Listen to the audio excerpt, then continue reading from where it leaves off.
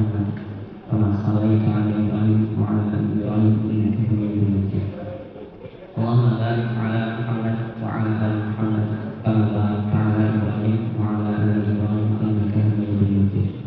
اللهم علمنا ما ينفعنا وانفعنا بما علمتنا وزدنا علما.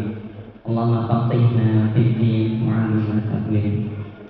Alhamdulillah, puji syukur kita panjatkan kepada Allah Subhanahu wa Ta'ala.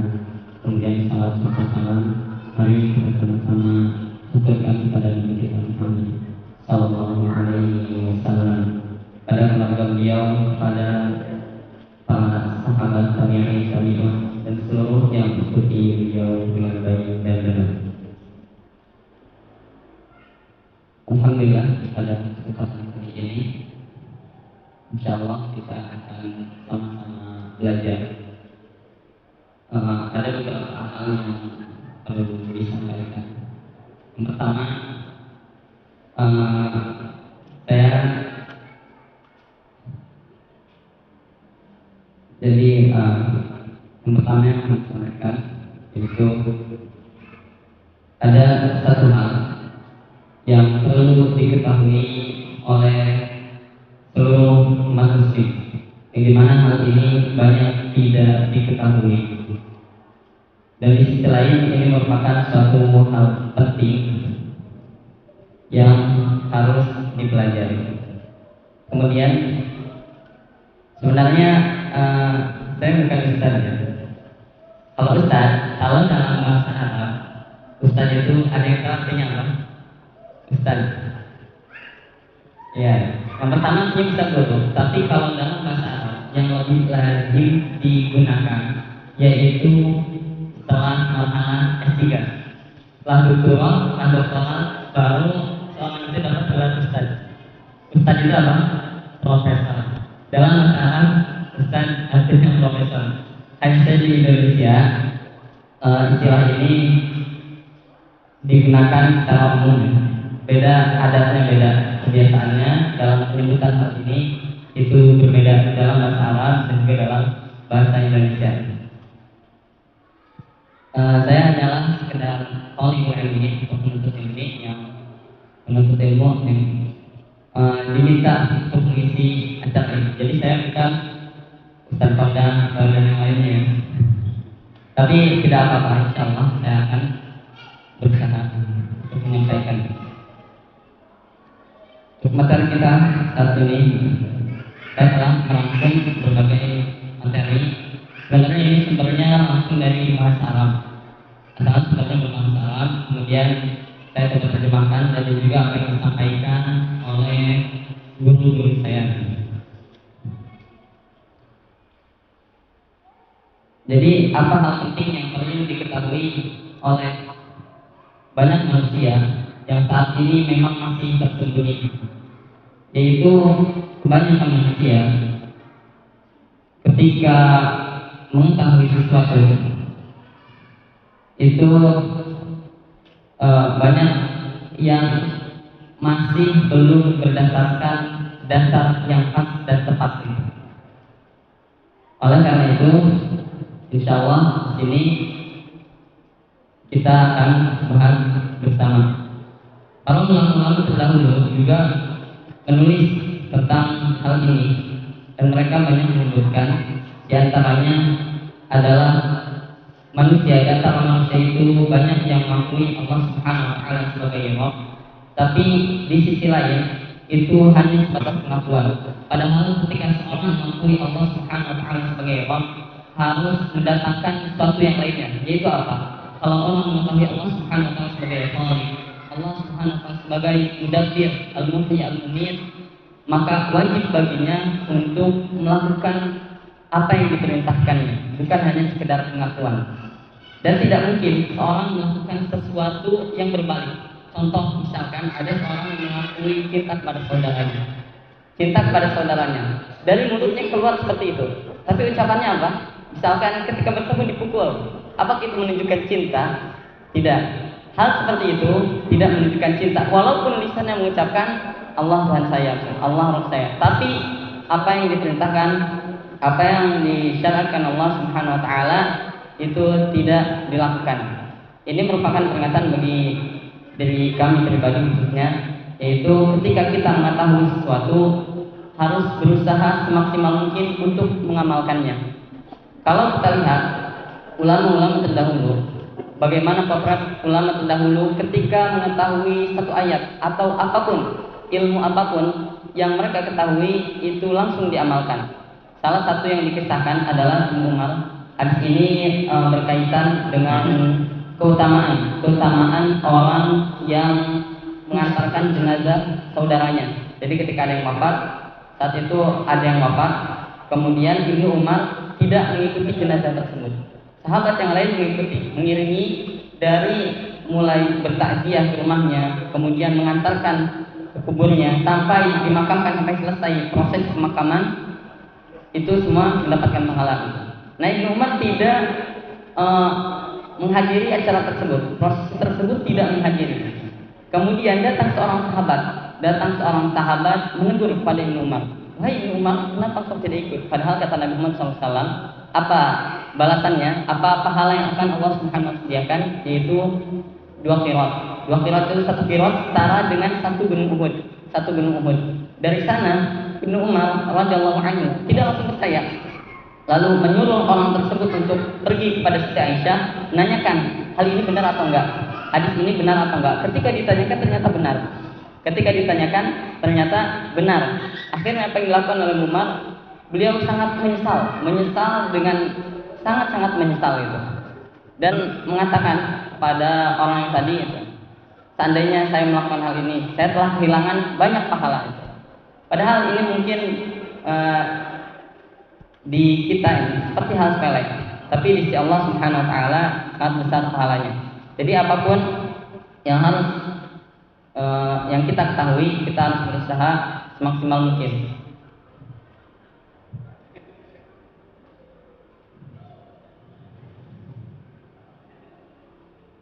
Sebelum masuk ke materi, saya akan menjelaskan sedikit beberapa tentang keyakinan atau akidah.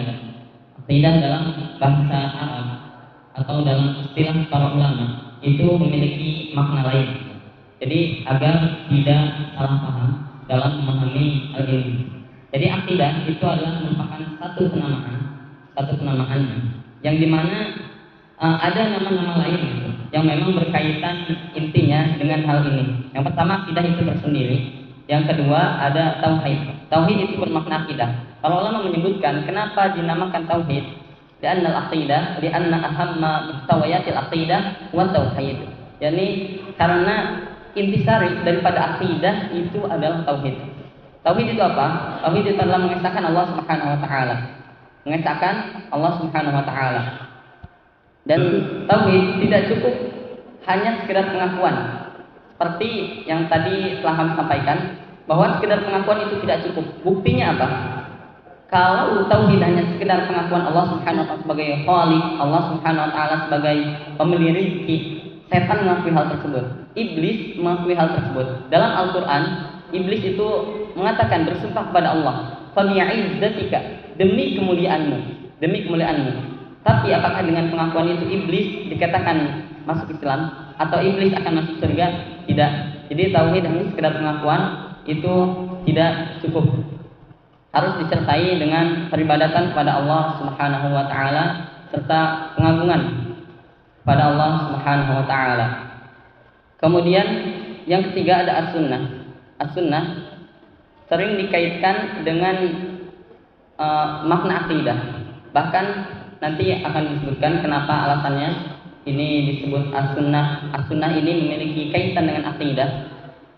Ada beberapa imam yang mereka menuliskan kitab yang berjudul as-sunnah, tapi di dalamnya itu membahas tentang masalah-masalah akidah.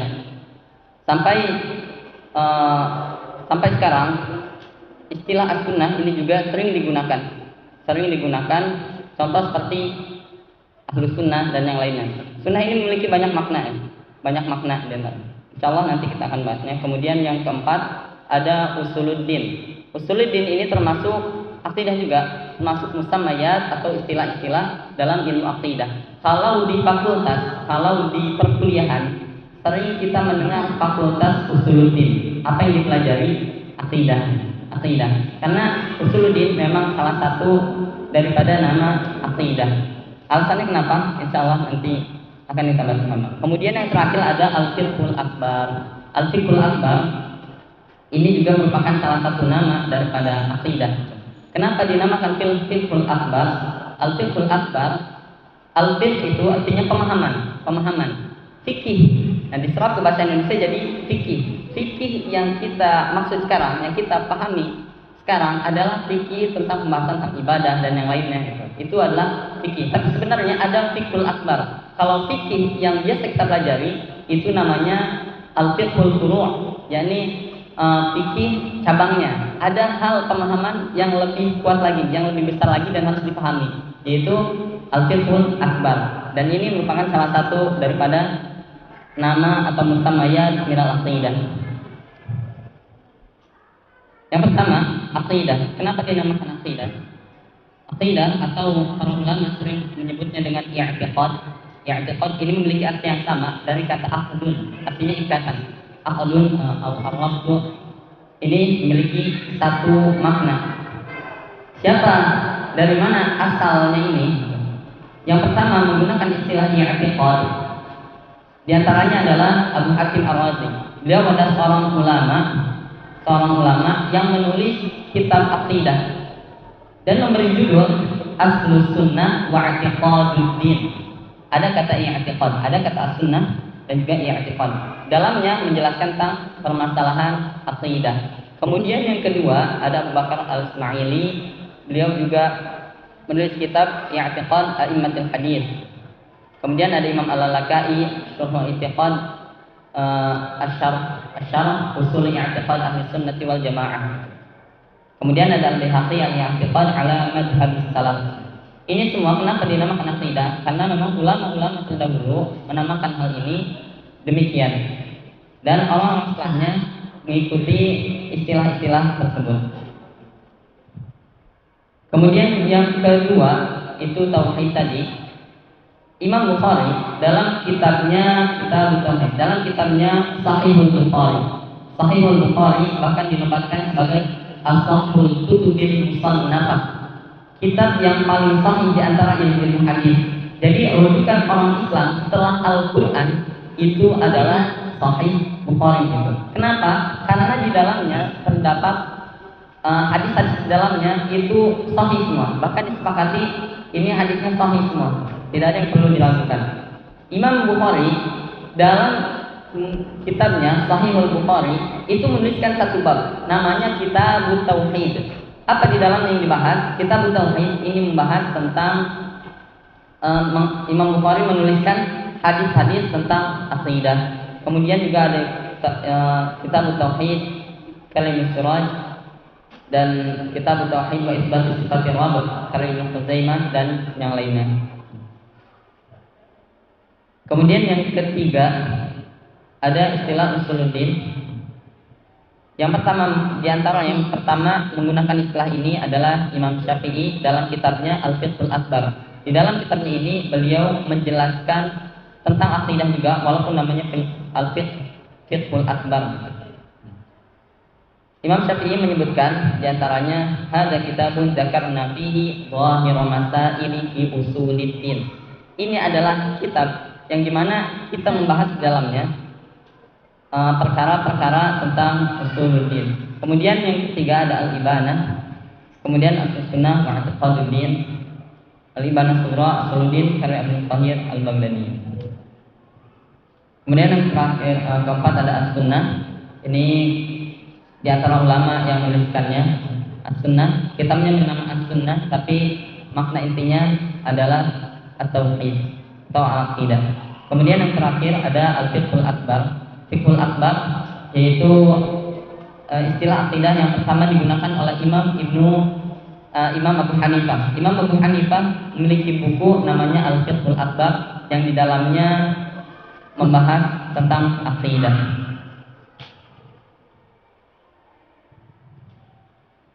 Kemudian yang kedua kita masuk ke karakteristik daripada akidah sahihah.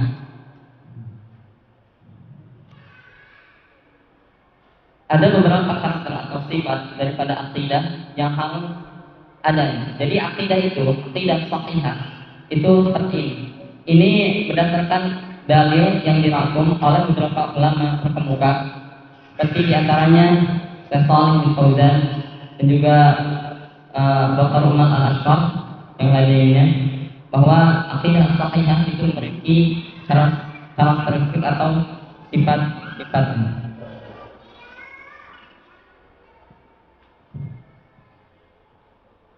Yang pertama, akidah itu bersifat tauqifiyah. Tauqifiyah artinya apa? Tauqifiyah berasal dari at-tauqif. At-tauqif berasal dari waqafa. Maknanya ingin berhenti, menahan atau tidak melampaui batas. Dalam bahasa Arab dikatakan waqafu 'ala syai', artinya aku berhenti pada sesuatu. Jadi at-tauqif, akidah ini, masalah akidah itu harus berhenti di atas dalil. Akidah itu harus berhenti di atas dalil. Seluruh permasalahan akidah harus kita ketahui dari mana ini asalnya. Agama Islam adalah agama yang datang dari Allah Subhanahu wa taala. Imam Az-Zuhri mengatakan, "Minallahil ilmu wa 'ala rasulil balagh wa 'alaina al-ittiba'." Allah Subhanahu wa taala menurunkan ilmu. Ilmu itu apa? Adalah Al-Qur'an dan juga Sunnah. Allah yang menurunkan, Allah yang membuat. Kemudian yang kedua, Rasulullah SAW yang menyampaikan. Rasulullah SAW menyampaikan dan kita tinggal mengikuti apa yang disampaikan oleh Rasulullah SAW. Kemudian secara istilah yang dimaksud daripada tauqifiyah, artinya akidah Islam bersifat tauqifiyah, bahwa umat wajib berhenti dalam pembahasan akidah pada batas-batas yang telah ditentukan oleh syariat, yaitu apa yang datang dalam Al-Quran dan Sunnah yang sahih. Contoh, ketika kita mengetahui salat, dari mana kita tahu bahwa kita mengetahui kita diperintahkan, umat muslim, manusia itu diperintahkan untuk melaksanakan salat? Tentunya dari Allah Subhanahu wa taala. Kita tidak bisa langsung berkomunikasi dengan Allah Subhanahu wa taala, tapi Allah Subhanahu wa taala memberikan wahyu pada Nabi Muhammad SAW. Dan setelah Nabi Muhammad SAW tidak ada satu orang pun yang diberikan wahyu, terputus semuanya. Kalau ada yang mengakui saya dapat wahyu, itu berarti kita bisa katakan dia bersalah, pemungkar, tidak wajib kita imani. Kalau dalam masalah tadi al-fiqhul qur'an, itu ada ikhtilaf dan juga iftiraq. Ikhtilaf yaitu perbedaan pendapat. Kalau dalam masalah fiqhul qur'an, fikih yang sering kita pahami saat ini, itu wajar ketika ada perbedaan pendapat, tidak apa-apa. Tapi kalau dalam fiqhul akbar, seluruh a'immatul madhab itu sepakat bahwa akidah mereka sama. Jadi Imam Syafi'i, Imam Malik, Imam Hanafi, Imam Hanbali, mereka memiliki akidah yang sama. Kemudian dalam fiqhul kemudian apa sikap kita ketika kita mengetahui bahwa akidah ini bersifat tauqifiyah? Artinya apa? Harus berhenti di atas dalil. Yang pertama, ketika kita mengetahui bahwa akidah bersifat tauqifiyah, maka harus menentukan sumber akidah, yaitu Al-Quran dan Sunnah saja. Jadi seluruh yang kita lakukan dalam bentuk apapun itu yang dinisbatkan bahwa itu akan mendapat pahala, bahwa ini merupakan bagian daripada syiar Islam, maka harus bersumber daripada Al-Quran dan Sunnah. Tidak bisa bersumber dari sumber yang lainnya. Contoh, misalkan ketika ada seorang bermimpi atau di dalam mimpinya menyampaikan, ada seorang menyampaikan dapat wahyu, itu tidak bisa diterima. Kemudian yang kedua, berpegang pada apa yang datang dalam Al-Quran dan Sunnah. Tidak boleh bagi siapapun mengadakan sesuatu dalam perkara dengan mengklaim bahwa hal itu wajib diyakini atau diamalkan. Karena Allah Ta'ala telah menyempurnakan agama. Allah Subhanahu wa Ta'ala telah menurunkan agama Islam dan telah menyempurnakan. Allah telah sempurnakan dari awal sampai akhir, tidak perlu penambahan. Allah Subhanahu wa Ta'ala berfirman, "Al-yawma akmaltu lakum dinakum wa atmamtu 'alaikum ni'mati wa raditu lakumul Islam dinan." Jadi Islam Allah Subhanahu wa Ta'ala telah sempurnakan dari sampai hal terkecil sekalipun. Salman Al-Farisi pernah ditanya, ada seorang datang pada Salman Al-Farisi. Beliau ditanya, hal 'allamakum nabiyyukum kulla syai'in hatta al-qira'ah? Apakah nabimu sallallahu alaihi wasallam telah menyampaikan sesuatu sampai yang terkecil sekalipun? Sampai sesuatu yang terkecil itu yang dimaksudkan adalah etika dalam melakukan buang hajat. Kemudian Salman Al-Farisi menjawab, iya, kami dilarang ketika buang hajat beristinja dengan tangan kanan, kami dilarang untuk menghadap kiblat ketika beristinja, kemudian kami juga dilarang untuk menggunakan batu atau tulang ketika beristijmar. Sampai hal-hal terkecil sekalipun itu ada dalam syariat Islam. Makanya tidak akan luput sedikit pun kehidupan manusia daripada apa yang telah ditetapkan oleh Allah Subhanahu wa taala. Kembalinya kemana? Sumbernya apa? Kembali pada Al-Quran dan Sunnah itu. Kemudian berpegang pada apa yang datang dalam Al-Quran dan Sunnah, dan tidak boleh bagi siapapun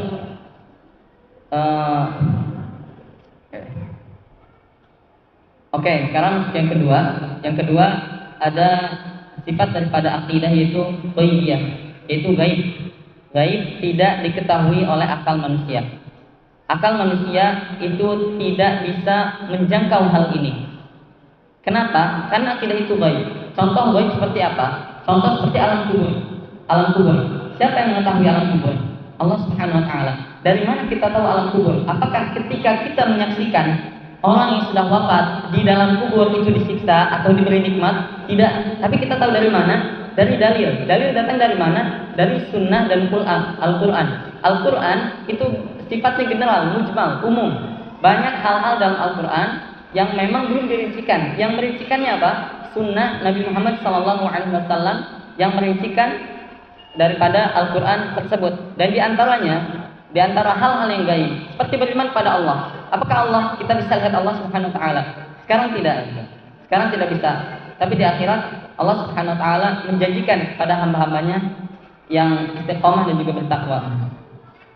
Jadi akidah ini berhenti pada nas ataupun dalil, bersifat ghaibiyah, tidak bisa diketahui secara kasat mata. Jadi landasannya apa? Karena bersifat ghaib, maka landasannya adalah dalil itu. Akidah Islam membahas perkara-perkara yang gaib dan tidak ada ruang bagi akal untuk menjangkaunya. Dan akidah ini dibangun atas taslim atau pasrahan dan pembenaran penuh terhadap apa yang datang dari Allah Ta'ala dan juga dari Rasulnya, baik secara lahir maupun secara batin. Walaupun misalkan ada suatu hal yang datang dari Allah Subhanahu wa taala seperti menyelisihi akal kita. Contoh, Ali radhiyallahu anhu memberikan perumpamaan. Kata Ali radhiyallahu anhu, kalau seandainya mengusap puk itu sepatu, sejenis sepatu di Arab itu ada seperti sepatu yang terbuat dari kulit, itu disyariatkan, salah satu yang disyariatkan. Kalau memang hal tersebut akidah ataupun Islam itu berdasarkan akal, maka mengusap puk tentu yang lebih utama adalah bawahnya yang diusap. Tapi yang diajarkan oleh Nabi Muhammad SAW adalah atasnya yang diusap, bukan bawahnya. Yang kotor mana? Yang kotor bawahnya, yang diusap atasnya. Kenapa kita menyelisihi? Ini bukan menyelisihi akal, bukan menyelisihi akal, tapi memang Nabi Muhammad SAW yang memerintahkan. Jadi kita menerima apa yang disabdakan oleh Nabi Muhammad SAW dan juga yang disampaikan oleh Allah Subhanahu wa taala, walaupun seakan-akan tidak masuk akal gitu. Kemudian akidah ini berhenti dalam urusan akidah pada apa yang datang dari Allah Ta'ala dan Rasulnya, sehingga mereka beriman pada perkara yang gaib. Dan inilah makna daripada firman Allah Subhanahu wa taala, alladzina yu'minuna bil ghaib, yang beriman pada hal-hal yang gaib. Kemudian ketika kita mengetahui bahwa akidah ini bersifat gaib, apa yang harus kita lakukan? Yang pertama, kita harus menerima dan tunduk patuh terhadap apa yang telah disampaikan oleh Allah Subhanahu wa taala dan Rasulnya dengan ketundukan sepenuhnya. Jadi ketika kita mengetahui ini datang dari Allah Subhanahu wa taala, ini datang dari Nabi Muhammad SAW dan benar sahih, maka itu harus diterima tanpa ada konsekuensi ataupun tanpa ada pilah-pilih gitu. Salah satu sahabiyah saat itu, ada salah satu sahabiyah yang ketika Rasulullah, Zainab binti Jahsy namanya, Zainab binti Jahsy. Beliau merupakan salah satu kerabat Nabi Muhammad SAW, dan beliau saat itu Rasulullah SAW memerintahkan beliau untuk menikahi Zaid bin Harithah, seorang budak. Ini perintah dari Nabi Muhammad SAW. Awalnya Zainab binti Jahsy ini agak keberatan. Kenapa? Zainab binti Jahsy adalah seorang yang mulia dan memiliki kedudukan. Sedangkan Zaid bin Harithah ini adalah seorang budak. Beliau adalah seorang budak. Nah, kemudian Zainab ini datang kepada Nabi Muhammad SAW, kemudian meminta negosiasi. Ya Rasulullah, bisa nggak kalau nggak dilaksanakan? Kemudian Allah Subhanahu Wa Taala menegur dalam Quran surat Al-Ahzab, wa ma kana lil mu'minin wala mu'minatin idza qadallahu wa rasuluhu amran an yakuna lahumul khiyaratu min amrihim. Tidak ada bagi seorang yang ketika Allah Subhanahu Wa Taala dan Rasulnya telah tetapkan, maka tidak ada pilihan baginya. Tidak ada negosiasi ataupun yang lainnya, harus diterima dengan sepenuhnya. Kemudian tidak larut sikap kita ketika kita mengetahui bahwa hal ini, agama Islam itu adalah bersifat ghaibiyah, syariat Islam itu bersifat ghaibiyah. Yang kedua, tidak larut dalam perdebatan dan perbantahan dalam masalah akidah dan nas-nasnya, karena akidah termasuk perkara yang ghaib. Kita tidak berlarut-larut, tidak memperdebatkan, tidak mempermasalahkan. Contoh misalkan yang sering terjadi permasalahan seperti pembahasan antara Nabi Adam dan juga iblis itu. Siapakah ketika iblis, ada yang bertanya, ketika iblis dikeluarkan dari surga, itu tinggal di mana? Apakah di dunia dulu ataupun misal apa diam di luar surga, apa langsung ke dunia atau yang lainnya? Ini tidak dikabarkan oleh Allah Subhanahu Wa Taala, dan ini juga bukan maksud tujuan daripada Allah Subhanahu Wa Taala memberitahukan hal ini. Tujuannya apa? Agar kita bisa mengambil pelajaran, bukan menyibukkan dengan sesuatu yang tidak seharusnya kita sibuk gitu. Contoh membahas mengulik ini itu. Misalkan dikubur, malaikatnya gimana wajahnya, apakah bentuknya seperti apa, itu tidak perlu dipikirkan, itu tidak perlu kita ketahui secara mendalam. Karena itu bukan hikmahnya. Hikmah perintah Allah Subhanahu Wa Taala adalah agar kita merasa takut terhadap yang demikian itu. Kemudian yang ketiga, tidak mentakwil atau mengubah nas-nas akidah Al-Quran dan memalingkan pada makna yang lainnya.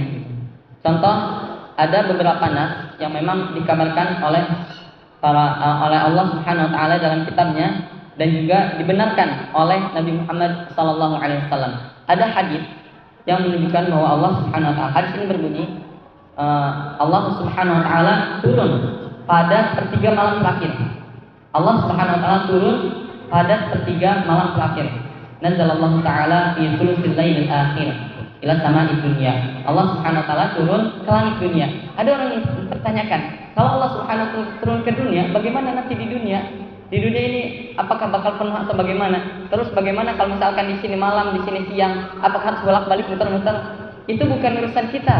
Itu Allah Subhanahu Wa Taala yang menentukan. Itu terserah Allah.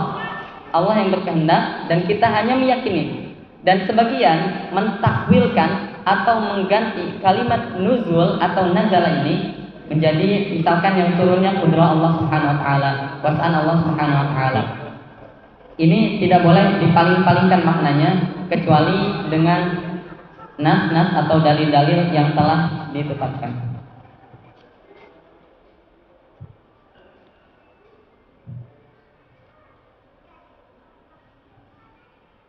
Yang ketiga yaitu bersifat syumuliyah atau bersifat umum.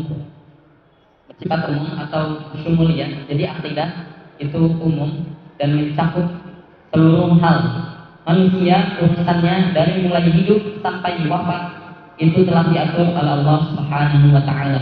Allah Subhanahu Wa Taala telah tetapkan dan juga telah tentukan dari yang terkecil sampai terbesar.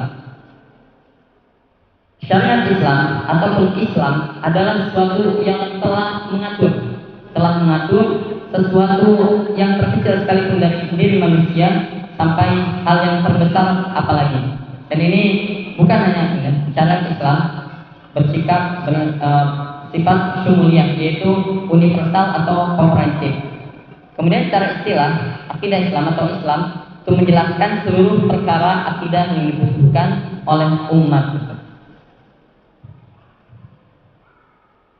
Nah, ini bentuk-bentuk akidah itu bersifat syumuliyah atau umum atau mencakup.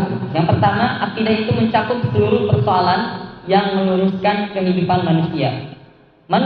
Kehidupan manusia itu tidak akan menjadi lurus, tidak akan menjadi benar kalau apa? Kalau tidak sesuai dengan apa yang telah Allah Subhanahu wa taala tetapkan. Kenapa? Ketika manusia membuat peraturan untuk manusia, bisa jadi aturan itu dilicikkan atau dibuat untuk memenuhi kepentingannya. Dia menumpangi dalam aturan tersebut karena dia punya keperluan gitu. Tapi Allah Subhanahu wa taala nggak punya kepentingan terhadap makhluk. Allah nggak punya kepentingan terhadap makhluk. Seandainya makhluk tidak ada, Allah tidak mengapa. Allah tidak butuh terhadap makhluk, tapi makhluk yang butuh pada Allah. Makanya Islam itu datang dari Allah Subhanahu wa taala.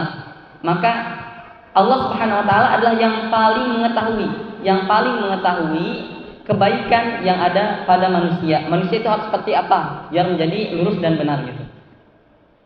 Kemudian yang kedua, akidah mencakup seluruh kehidupan manusia sejak sebelum kelahirannya, saat hidup di dunia hingga setelah wafatnya sampai akhir ia menetap di surga atau masuk ke dalam neraka. Jadi aturan ini telah dibahas oleh Allah Subhanahu wa taala dari sebelum dilahirkan.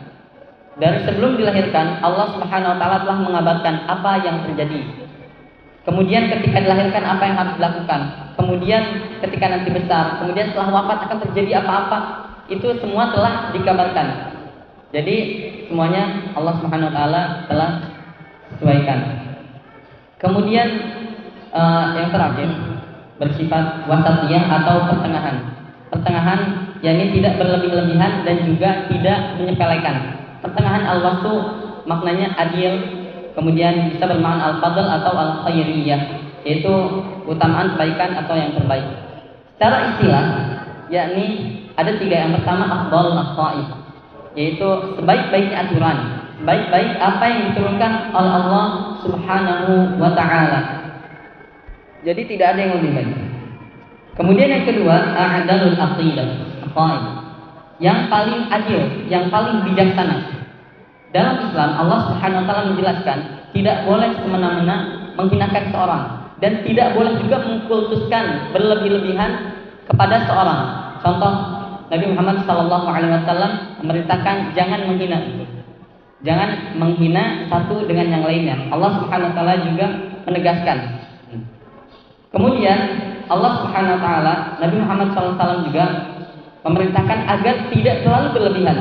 Contoh berlebihan, misalkan mengkultuskan seorang menjadi Rob atau Tuhan seperti Fir'aun, ini termasuk hal yang berlebihan. Atau menghinakan seperti menjadikan orang-orang Yahudi. Orang-orang Yahudi itu menganggap bahwa manusia selain Yahudi itu budak gitu. Jadi boleh perbudak hina, kastanya itu lebih rendah daripada Yahudi. Itu mereka berlebih-lebihan menghinakan gitu. Tapi Islam tidak menghinakan dan juga tidak berlebihan dalam mengkultuskan. Jadi dalam pandangan Islam, manusia itu adalah hamba Allah Subhanahu wa taala, semuanya sama, tidak ada yang membedakan gitu. Yang membedakannya adalah ketakwaan pada Allah Subhanahu wa taala. Kemudian wasatiyah atau bentuk pertengahan dalam akidah adalah ada dua contoh. Yang pertama umat Islam dan juga umat-umat yang lainnya, di antara umat-umat yang lainnya. Kemudian antara umat Islam Ahlussunnah wal Jamaah dan kelompok-kelompok yang lainnya. Di antara kelompok menyimpang sini maksudnya adalah kelompok yang memang disepakati oleh ulama seperti Khawarij, Murji'ah dan juga Mu'tazilah dan yang lainnya. Kemudian ini contohnya. Pertama, orang Yahudi kepada para nabi. Orang Yahudi kepada nabinya mereka membunuh, banyak menghina banyak meremehkan, bahkan tidak sedikit nabi yang dibunuh oleh orang-orang Yahudi. Orang Yahudi mereka berlebihan, melampaui batas kepada nabi-nabi mereka. Kemudian orang Nasrani mereka mengagungkan nabinya, tapi berlebihan sampai apa? Sampai diangkat menjadi Tuhan. Ittakhadhu ahbarahum wa rubbanahum arbaban min dunillah. Mereka menjadikan rahib-rahibnya, kemudian pendeta-pendetanya itu sebagai Tuhan. Kemudian wal Masih ibn Maryam, dan juga mereka menjadikan Nabi Allah Subhanahu wa taala Isa bin Maryam itu sebagai Tuhan. Di pandangan umat Islam, bagaimana pandangan umat Islam? Dalam umat Islam, Al-Masih bin Maryam itu adalah Abdullah wa Rasuluh, hamba Allah Subhanahu wa taala dan rasulnya. Abdullah, beliau bukan Tuhan, maka dikatakan Abdullah, dan juga Rasul, bukan orang yang hina seperti yang dihinakan oleh orang-orang Yahudi. Jadi umat Islam bersifat pertengahan. Kemudian yang kedua dalam beribadah, orang Yahudi itu punya ilmu, mengetahui tapi tidak mengamalkan. Makanya Allah Subhanahu wa taala beri istilah al-maghdubi alaihim. Al-maghdub alaihim, orang-orang yang dibenci. Kenapa? Karena punya ilmu tapi tidak mau diamalkan. Orang Yahudi itu tahu sebenarnya yang benar itu Allah Subhanahu wa taala mengabarkan dalam Al-Qur'an, alladzina atainahumul kitaba ya'rifunahu kama ya'rifuna abna'ahum. Orang Yahudi itu tahu kepada Nabi Muhammad SAW sebagaimana mereka tahu pada anak-anaknya, kenal betul gitu. Cuma gengsi. Kenapa gengsi? Karena Nabi Muhammad bukan dari golongan Yahudi. Kemudian yang ketiga itu Nasrani. Yang selanjutnya adalah Nasrani. Orang Nasrani itu tidak punya ilmu, tapi beribadah di atas kebodohan. Akhirnya apa? Mereka mengadakan sesuatu yang memang secara akal saja tidak masuk. Contoh seperti apa? Misalkan ketika Tuhan itu tiga, tapi tiga dalam satu, itu maknanya seperti apa? Sampai ketika ada kisah orang yang mencari-cari kebenaran, dia ganti-ganti agama. Ketika masuk agama Nasrani, itu ditanyakan, ini maksud tiga dalam satu, tiga itu bagaimana? Kata pendetanya, ya udah kamu imani aja, ini seperti ini, jangan ditanyakan. Jadi memang banyak hal-hal yang tidak masuk akal. Allah Subhanahu wa taala menyebut mereka sebagai ad-dallun, orang yang tersesat. Kenapa? Punya ilmu tapi tidak mengamalkan. Yang terakhir umat Islam beribadah dengan ilmu dan juga amal. Ketika punya ilmu diamalkan gitu. Nah, jadi umat Islam berada di antara pertengahan, itu makna Ustaz. Kemudian ini di antara kelompok-kelompok lain ya. Contoh seperti ahlu ta'til seperti Jahmiyah. Jahmiyah ini ada kelompok yang keluar dari di zaman sahabat, zaman tabi'in. Ada beberapa kelompok yang keluar mengingkari asma dan sifat Allah Subhanahu wa taala. Mereka tidak meyakini itu. Allah Subhanahu wa taala tidak mempunyai asma wa sifat. Kenapa? Kalau Allah punya asma, punya nama-nama, punya sifat, ini kayak manusia. Masa Allah sama kayak manusia? Padahal hakikatnya tidak seperti itu. Jadi Allah Subhanahu wa taala itu memiliki kemuliaan sesuai dengan kemuliaannya, memiliki nama dan juga sifat sesuai dengan kemuliaannya. Kemudian ada juga yang menyerupakan Allah Subhanahu wa taala dengan makhluknya. Contoh Allah Subhanahu wa taala seperti manusia, seperti ini. Itu juga termasuk kelompok yang menyimpang. Di antaranya ada namanya Haramiyah dan juga Hisyamiyah itu. Di zaman tabi'in saat itu. Kemudian Ahlus Sunnah wal Jamaah itu adalah umat selain kelompok yang menyimpang ini. Ini telah disepakati kesesatannya dari zaman tabi'in itu. Kenapa? Karena memang mereka mengingkari hal-hal yang dasar gitu, asas itu. Ahlus Sunnah wal Jamaah atau umat Islam itu mengimani asma Allah Subhanahu wa taala dan juga sifat Allah Subhanahu wa taala, dan tidak menyerupakan sifat dan asma Allah Subhanahu wa taala dengan sifat makhluk. Ketika Allah Subhanahu wa taala punya sifat Al-Basir, Allah Maha melihat, apakah sama melihat manusia dengan melihat Allah Subhanahu wa taala? Tentu tidak sama. Mendengar, Allah Subhanahu wa taala Sami', Allah Subhanahu wa taala mendengar. Apakah sama dengan manusia? Tidak. Contoh ketika kita hadir di tengah keramaian seperti di tengah pasar, apakah kita bisa mendengar seluruh perkataan orang yang ada di pasar? Jawabannya tidak gitu. Tapi Allah Subhanahu wa taala mampu. Itu bedanya. Jadi kita tidak selalu tidak meniadakan asma dan juga sifat Allah Subhanahu wa taala dan juga tidak menyerupakan Allah Subhanahu wa taala dengan makhluknya. Kemudian dalam qadar, dalam mengimani, mempercayai qadar Allah Subhanahu wa taala, di antara ada orang-orang yang meniadakan qadar Allah Subhanahu wa taala. Mereka menyatakan Allah Subhanahu wa taala tidak menentukan kehendak, tidak menentukan qadar, ketetapan bagi makhluknya. Jadi manusia bebas, terserah manusia. Ini tidak ditakdirkan, saya melakukan ini tidak ditakdirkan. Ini salah satu pemahaman kelompok yang menyimpang, namanya Qadariyah, kelompok Qadariyah. Kemudian ada yang berlebihan juga, yaitu Jabariyah. Jabariyah apa? Mereka mengatakan semua yang kita lakukan, yang manusia lakukan itu, manusia itu bergerak, jadi dipaksa oleh takdir Allah Subhanahu wa taala. Bergerak terpaksa dengan takdir Allah Subhanahu wa taala. Dan padahal manusia punya kehendak. Manusia punya kehendak. Allah Subhanahu wa taala juga menegaskan dalam Al-Qur'an, ya ayyuhalladzina amanu idza qumtum, kalau kamu hendak melaksanakan salat. Ini menunjukkan bahwa manusia punya kehendak, Allah punya takdir gitu. Jadi jangan sampai kita meniadakan takdir ataupun kehendak dari manusia, tapi bersikap pertengahan gitu. Yang terakhir ada Murji'ah dan Wa'idiyah. Jadi orang-orang Murji'ah ini adalah orang-orang yang serampangan, memudah. Mereka adalah orang-orang yang berkata seluruh dosa selain syirik itu diampuni itu. Jadi maupun misalkan berzina, mencuri, apapun dosa yang dia lakukan karena dia merasa dia adalah orang beriman, maka ini tidak apa-apa. Saya kan mukmin, saya melakukan ini nanti Allah Subhanahu wa taala akan mengampuni. Mereka berdalil innallaha ghafurur rahim itu. Allah Subhanahu wa taala Maha Pengampun. Jadi tidak apa-apa. Mereka berlebihan dalam mengartikan ampunan Allah Subhanahu wa taala. Kemudian ada Wa'idiyah. Wa'idiyah adalah orang yang terlalu berlebihan terhadap ancaman Allah Subhanahu wa taala. Allah Subhanahu wa taala memberikan ancaman bagi beberapa kelompok, contoh seperti orang yang bermaksiat pada Allah Subhanahu wa taala ataupun orang yang murtad keluar dari Islam. Allah memberikan ancaman gitu. Di antara ayat yang dipakai oleh golongan al-wa'idiyah ini adalah wa may ya'sillaha wa rasulahu faqad dhalla dhalalan ba'ida.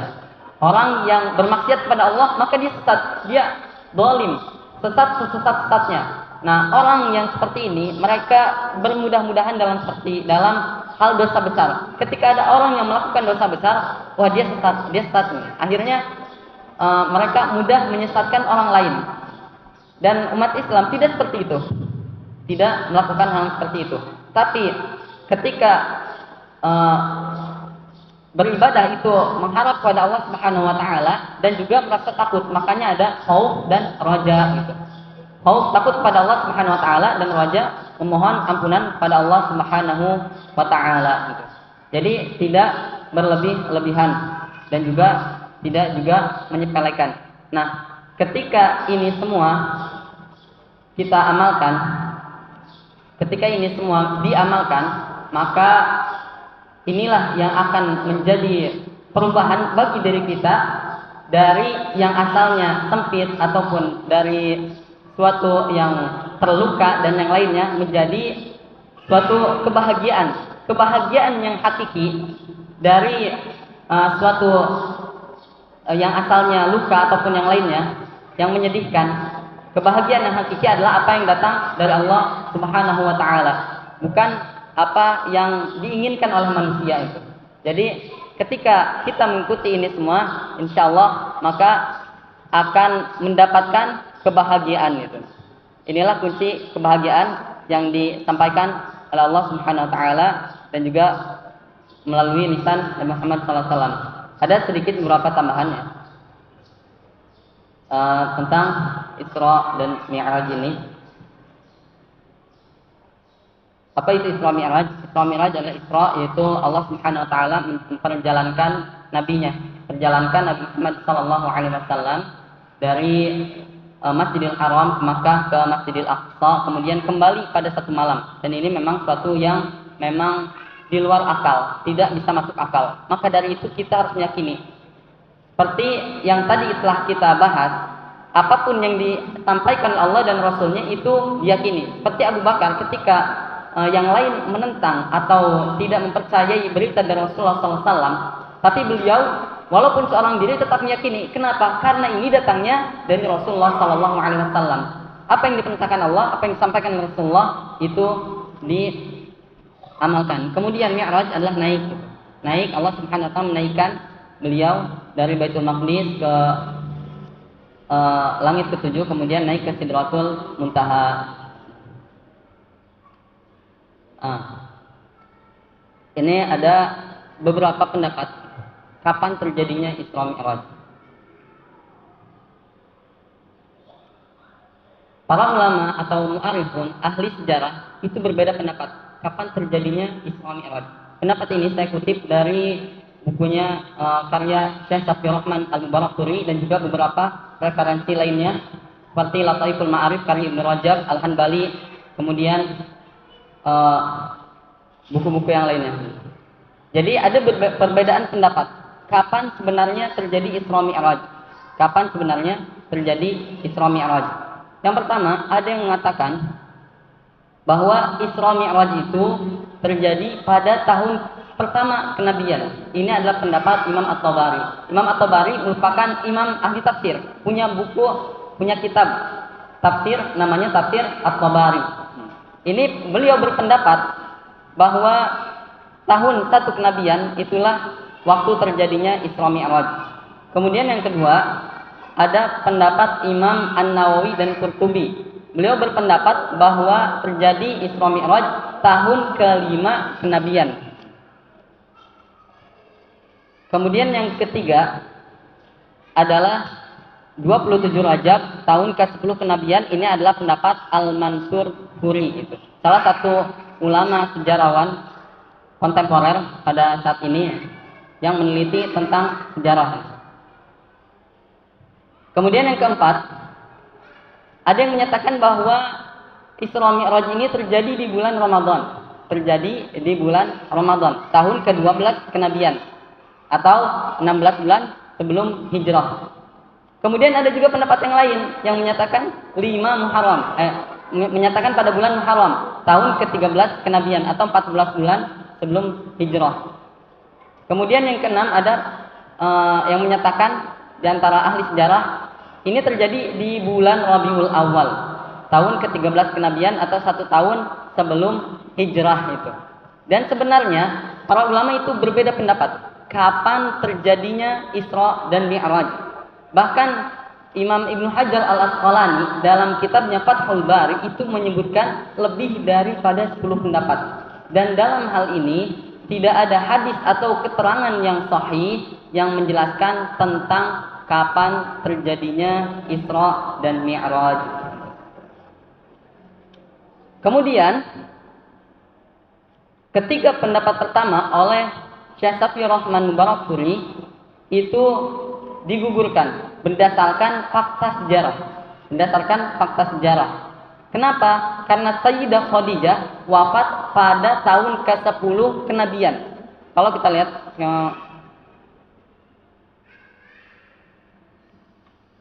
Sayyidah Khadijah wafat di 10 kenabian. Dan sebagaimana kita ketahui, ini terjadi sebelum wafatnya Khadijah. Seandainya ini terjadi pada tahun 1 kenabian, ke-5 kenabian atau 27 Rajab tahun 10 kenabian, ini semua terjadi sebelum Siti Khadijah meninggal. Siti Khadijah meninggal pada bulan Ramadan di tahun ke-10 kenabian. Jadi Ramadan, sebelum Ramadan berarti Sya'ban, kemudian Rajab. Kata Syekh Safiur Rahman Barakfuri, ini 3 pendapat pertama tidak bisa diterima. Adapun yang sisanya tadi juga tidak bisa ditetapkan atau dikuatkan itu. Kenapa? Karena tidak ada dalil itu. Dan ulama terdahulu mereka juga tidak sibuk menentukan kapan ininya atau membahas kapan terjadinya Isra Mi'raj itu. Tapi mereka memahami maknanya dan juga memahami makna ataupun mu'jizatnya. Ini saya menuliskan beberapa perkataan a'immah ataupun ulama tentang Isra dan Mi'raj. Di antaranya adalah Abu Syammah, gurunya Imam An-Nawawi itu. Sebagian pencerita, sebagian orang ya, qasas menyebutkan bahwa Isra Mi'raj terjadi di bulan Rajab. Namun menurut ahli hadis jarh wa ta'dil, hal tersebut adalah kedustaan yang nyata itu. Jadi tidak ada dalil yang menunjukkan bahwa Isra Mi'raj terjadi di bulan Rajab. Kemudian ada Syekhul Islam Ibnu Taimiyah yang menyatakan bahwa tidak ada dalil yang pasti tentang bulan maupun tanggal terjadinya Isra dan Mi'raj, dan tidak disyariatkan mengkhususkan amalan malam dengan ibadah-ibadah tertentu sebagaimana malam-malam biasa lainnya. Tidak ada salat tertentu pada malam tersebut itu. Tidak ada satu keyakinan-keyakinan yang lainnya. Inilah yang disampaikan oleh para orang-orang terdahulu, dan terlebih lagi kita harus mengikuti dan mencontoh daripada Nabi Muhammad sallallahu alaihi wasallam. Kemudian ada perkataan Ibnu Katsir. Ibnu Katsir dalam tafsirnya, dalam buku Bidayah wa Nihayah, menyebutkan bahwa hadis-hadis tentang keutamaan Rajab itu adalah hadis yang tidak benar, mungkar. Ini kemudian perayaan dalam hal ini tidak pernah dilakukan seorang pun kaum salaf, melainkan diadakan sebagian orang pada masa belakangan setelah berakhirnya abad utama gitu. Kemudian di pelajaran perkataan Ibnu Hajar al-Asqalani, waktu Isra dan Mi'raj benar-benar diselisihkan. Ada yang berpendapat sebelum bi'tsah, sebelum kenabian, ada yang mengatakan setelahnya, dan ada pendapat di bulan Rajab, Ramadan atau Syawal.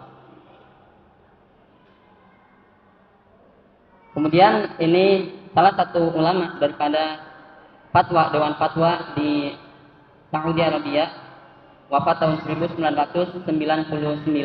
Beliau juga menyatakan, memberikan peringatan pada seluruh umat muslim. Beliau ini merupakan seorang yang buta sejak kecil. Ketika umur 21 tahun kehilangan penglihatannya. Tapi beliau menghafal kutubus sittah, Bukhari, Muslim, dan juga Sunan Abu Daud, Tirmidzi, dan yang lainnya. Beliau termasuk salah satu ahli hadis, bahkan disebutkan sebagai mujaddid ataupun pembaharu umat ini. Dan beliau diangkat menjadi Dewan Fatwa di Arab Saudi. Dan di antara fatwanya tentang tentang Isra dan Mi'raj adalah berikutnya. Waktu malam Isra dan Mi'raj tidak ditetapkan dalam hadis sahih. Tidak ada hadis sahih baik di bulan Rajab maupun yang lainnya. Allah memiliki hikmah mendalam dengan menjadikan manusia lupa akan waktu pastinya. Seandainya pun tahu itu diketahui, umat Islam tidak boleh merayakannya ataupun mengkhususkan dengan ibadah tertentu. Karena Nabi dan para sahabat tidak pernah merayakan serta mengkhususkan dalam suatu apapun. Kemudian yang terakhir ada perkataan Shalih Al-Fauzan, malam Isra Mi'raj tidaklah ditetapkan ketentuannya pada bulan manapun, tidak pula pada malam manapun. Seandainya pun ketetapan tanggalnya sahih, maka sungguhnya tidak boleh merayakannya, karena Nabi Shallallahu Alaihi Wasallam tidak pernah merayakannya, dan tidak para khalifah ar-Rasyidin, para sahabat maupun tabi'in. Padahal mereka adalah orang-orang yang paling utama dalam mengikuti dan teladan beliau. Allah Subhanahu wa taala berfirman, "Al-yawma akmaltu lakum dinakum wa atmamtu 'alaikum ni'mati wa raditu lakumul Islam madina." Allah Subhanahu wa taala telah menyempurnakan agama itu. Kemudian ada hadis dari Nabi Muhammad SAW, ini terakhir, dari Irbad As-Sariyah radhiyallahu anhu, bahwasanya alaikum bisunnati, inti daripada hadis ini, fa alaikum bisunnati wa sunnatil khulafa'ir rasyidinal mahdiyyin min ba'di. Adu 'alaiha tamassak biha wa adu 'alaiha bin nawajid fa iyyakum wa muhdatsatil umur.